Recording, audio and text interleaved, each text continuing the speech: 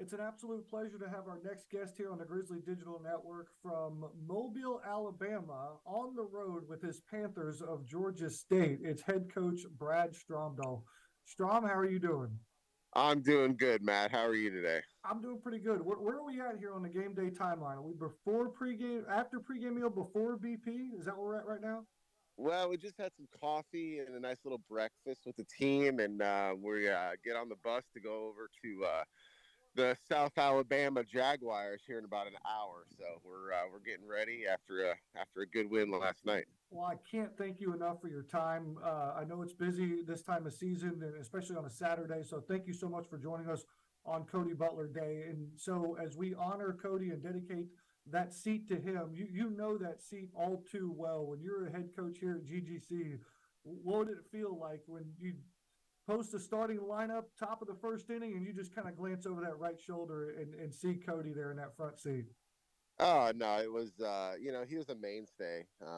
From really the inception of the team. He started when we started, and he was there through it all, and it was one of those things that was always a constant. And he never really talked. Every now and then he'd talk and say what's up, but he would always just kind of just be watching. And it was after a couple of years, it was nice to have him there. And some of the coolest memories I have of Cody sitting in that seat is, some of the tournaments that we had, the opening round and some of the conference tournaments when we had to go over to the first base dugout, is that you would be able to watch him, because in the third base dugout you couldn't really see him all that much, but in the first base dugout you could see him, and just how excited he was, and just how into the game, and just it was one of those things that was a constant, and it was always just really nice to have him there, and like words can't express to you and to everybody else what this means that you guys are doing this for him. Yeah, it's our absolute honor to showcase Cody and what he's done and the impact that he's had. Take me back to your time here at GGC, and did you have a moment when he created that NAI ball account where his reach you realized was just unbelievable? Were the guys in the locker room talking about it, or was there a tweet or a post that really resonated at the impact that Cody had on our sport? I think that over the course of time, just like anything, it started so organically that just like, hey, can I do this, and hey, can I, because he would always ask permission. He went about it the right way, and he would say, hey, can I do this, and he was also very aware that he was one of our biggest fans, and so he didn't want to be biased, and he didn't want to create a platform where it looked like he was only doing it for GGC, and so he was actually kind of tough on us, but also did what he had to do to promote us and to push along the NAI baseball to the community. And so there's not necessarily a singular moment or singular post. It's more of like just being able to look back and see how it grew from its inception, from him sitting there as a college student to just the early 20s in his life, and just how it continued to grow and morph and to catch on and catch steam and steamroll all the way down, and kind of the profound impact it had on his life and the life of our guys. And honestly, like, it's a part of the community now.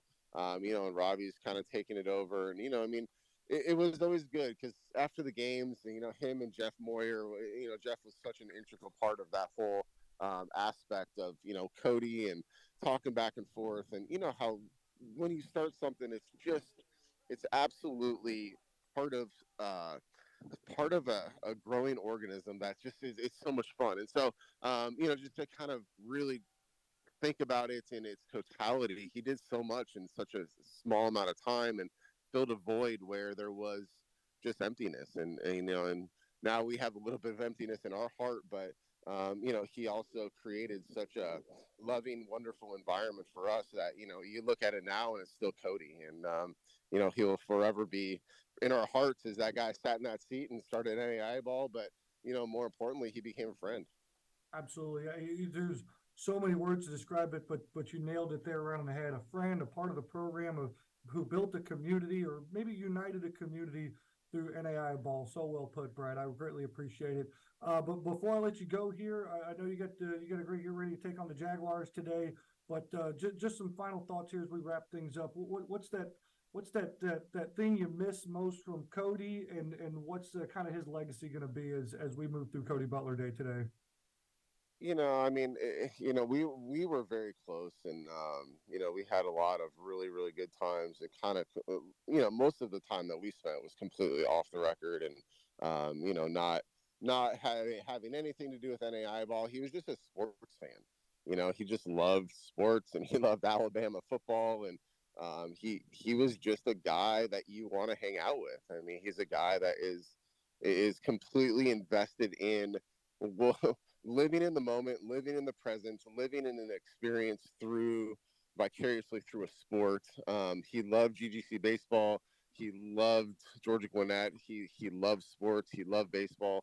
And I mean, he loved us, and we loved him back. And so I think that that's the thing that you always want to kind of take from that, is that he was just a really true friend. And whether you saw him, yesterday, or whether you saw him 2 weeks ago or a month ago, as I left for Georgia State, we would still communicate every now and then, but it kind of got a little bit further apart. But then there would be weeks where we would talk 2 or 3 times a week, and it was just like catching up again with an old friend. And so, that's the thing that I want to, remember him as, and by and through, is that, he just was a really good friend. And if he was a teammate, he would have been the best teammate in the world. He would pick you up and do what he needed to do to make you feel better. And I think that that's the everlasting presence he has in my life. And I'm so happy to be able to celebrate him. And whenever I go back to George Gwinnett and just kind of hang out, I know that I'll go buy that seat. I'll never sit in it, but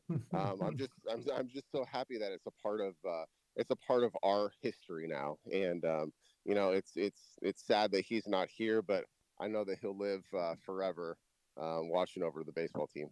Absolutely, Strom. Thank you so much for your time. Greatly appreciate it. Good luck today. Thanks, Matt. And so the